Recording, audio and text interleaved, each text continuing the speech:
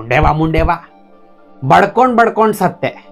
Parents ಆಗಿ ನಾವು phone ಕೊಡ್ಸೋದು, ಕಂಪ್ಯೂಟರ್ ಕೊಡ್ಸೋದು ಯಾಕೆ ಮಾಡ್ತೀನಿ ಹೇಳಿ? ನನ್ನ ಮಕ್ಕಳನ್ನ ನಾನು ತುಂಬಾ ಚೆನ್ನಾಗಿ ಮುದ್ದು ಮಾಡಿದ್ದೀನಿ ಸರ್. ಕೇಳಿದ್ರ ನನ್ನ ಮಾತು? ನನ್ನ ಮಾತಂದ್ರೆ ಏನು? ವೇದ ವಾಕ್ಯ ಇದ್ದಂಗೆ. ಮಕ್ಕಳಿಗೆ ಪ್ರಶ್ನೆ ಬಂದ್ರೆ ಎಲ್ಲೋಗ್ಬೇಕು ಅವರು? ಸ್ಕೂಲ್ಗಳಲ್ಲಿ ಉತ್ತರ ಸಿಗುತ್ತಾ?